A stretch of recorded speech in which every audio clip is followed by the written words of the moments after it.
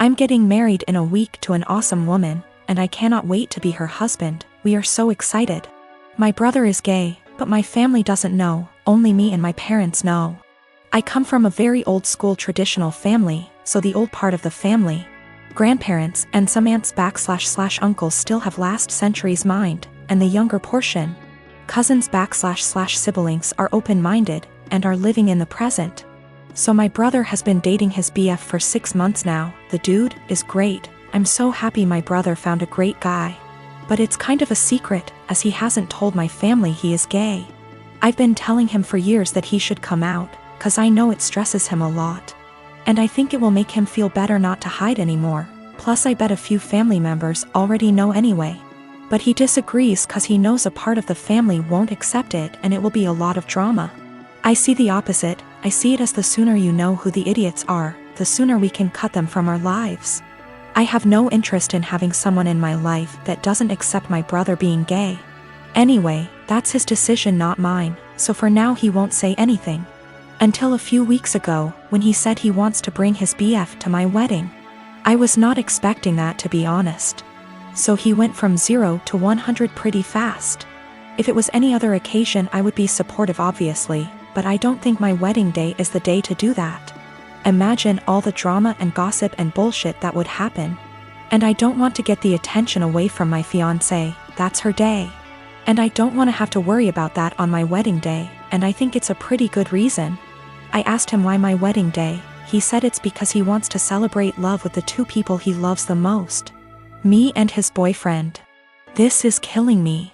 I would fight my whole family for my brother and never speak to them again if I had to. But my wedding day is supposed to be a celebration, not a family fight, and I can't do this to my wife. That might ruin our future. I didn't even tell her. She is already stressed out, don't want to make it even worse, with a heavy heart. I asked him to please come alone to the wedding, and that I hope he understands me. He started crying and left my house without saying anything. Next day I got a text and he said, "Don't worry, going alone." I tried calling him but he didn't answer me, and my parents don't seem to know what's happening because they didn't say anything. He eventually called me back a few days later. We spoke. He said he understands my side, but things are still weird between us. Is the worst situation of my life. Spoke to fiancé, couldn't keep this from her anymore. She agreed with me. I know it won't be my brother that would cause trouble. The trouble would start with remarks and looks from some aunt / uncle. Doesn't matter, we are spending a lot of money on this wedding, planned it for a long time. My fiancé put her heart and soul into planning this wedding. I don't want to see my bride or mom crying, or some idiot uncle insulting my brother. Literally every other day of my life I will support my brother's decision to come out. Even at the wedding, I would obviously defend him. But the point is, not at the wedding. My sister Amanda never met her bio mom. My dad raised her alone until she was barely 1. My dad and my mom got married in 1992. Amanda knew that my mom wasn't her bio mother. She started pressuring my dad for information on her mom when she was around 17. My dad always gave her vague answers and refused to talk about her bio mom, which put a strain on their relationship. Enters our uncle and revealed the family secret. Apparently, Amy's mom wanted an abortion. She was 19. But my dad and his parents were able to bribe her. They offered her money if she followed up with the pregnancy. And she accepted. My grandparents sold one of their houses and gave her half of that money to Amy's mom when the pregnancy was viable. And the other half she received when she waived her parental rights over Amy to let my mom adopt her when she was 4. My uncle wasn't supposed to tell her that. My grandparents were furious. Amy stopped her crusade to meet her bio mom and her relationship with my dad went back to normal. Amy never mentioned her bio mom again. Dad got her into therapy after that. A month ago, Amy found out that she was pregnant. The pregnancy was an accident. She switched birth controls. The problem being, Amy is about to start her surgical residency and her hours are insane. It is basically impossible to raise a baby while working in that rhythm, so she wanted an abortion. The problem is that Mark, her fiancé, 6 years together, wanted her to keep the baby. It caused a big fight.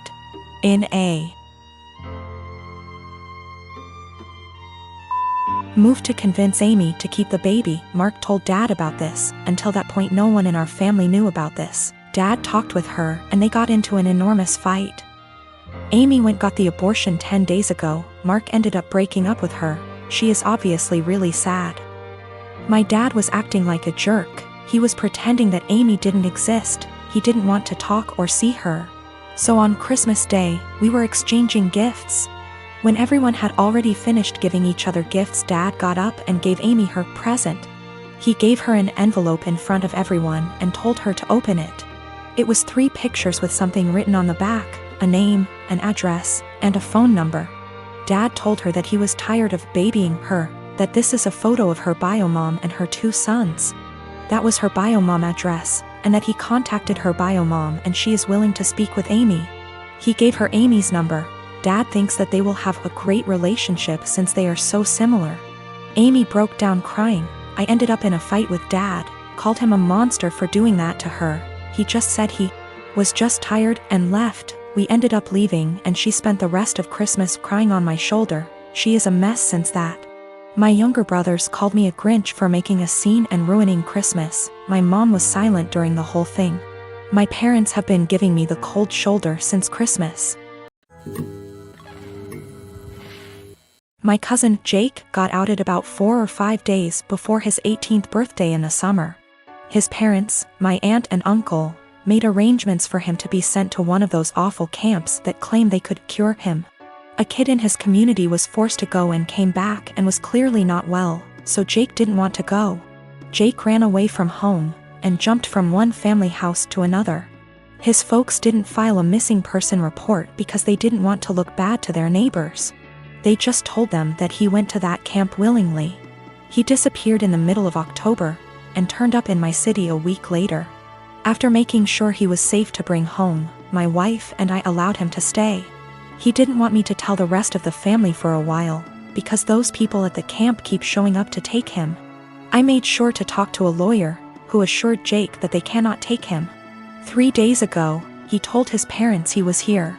A few hours later, those damn camp people showed up, but they were unable to take him. My family has been blowing up my phone for the last 2 days, angry that I didn't tell someone sooner. Well, Jake didn't feel safe yet, and still doesn't. I wanted to make sure he was ready. Still, even those that want to protect Jake is upset with me for hiding him. I figured I wasn't the for hiding him from my more narrow-minded family. It was those that really wanted to help Jake that made me feel guilty. They were all scared out of their minds and wanted the peace to know he was okay. I felt bad for not telling them. Though I am sure they wouldn't have turned him in, I felt bad because we were working on keeping him safe. Also, we got a lawyer who got the police on the lookout for those camp people in case they try anything. Jake is not going out alone until we are sure he is safe. We are looking on how to get his paperwork, like his birth certificate, here because no way he trusts his parents to just hand them over. My granny-in-law is talking to some people that could help. I have 2 sisters that I'm close with. I also have a niece, Leah. Leah is 16, and after my ex-wife decided to split up and divorce due to infertility problems that lasted for 5 years, I started a college fund for Leah to help her go to her chosen college. That was in 2019.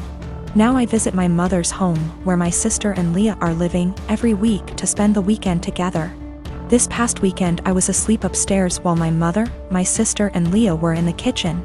I came downstairs to grab a glass of water and heard my sister talking about my ex-wife expecting a baby with her new husband. This struck a nerve and I kind of froze from shock. I then heard Leah react to the news repeatedly saying, "I told you so, I told you so."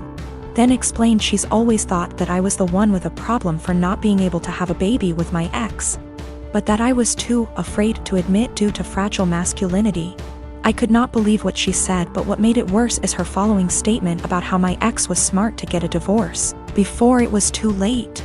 I went upstairs and into the room and shut the door and stayed there for hours. Mom and sister saw me about to leave and insisted to know what the problem was. I didn't want to argue, but I told them that I heard what Leah said about me. Leah stopped eating and got quiet. My sister tried to play dumb, but I told her I heard their entire conversation about my ex-wife and her pregnancy news. My sister tried to backpedal, saying Leah is just a kid who doesn't know much about this stuff and was just spouting nonsense. I told them I don't want to talk about it and they refused to let me leave, but I left eventually. I later sent my sister a text telling her about how hurt and devastated I was because of what Leah said, and told her I will no longer be responsible for funding her education. My sister kept trying to call, then texted saying Leah didn't mean what she said and offered to make her apologize, but I didn't feel comfortable being in the same room with someone who blamed me for something that was out of my control and something that literally turned my life upside down. My mother tried to get me to come over so we could talk, saying Leah doesn't deserve me turning my back on her like that. I haven't seen my sister nor Leah after what happened, but they are still trying to contact me, which means there's still a room for a discussion, and so I decided to go see them tomorrow. Sit down together and have a long conversation. But this, I admit that I was mad when I told my sister about the college fund cancellation. I love Leah so much and see her as my own daughter.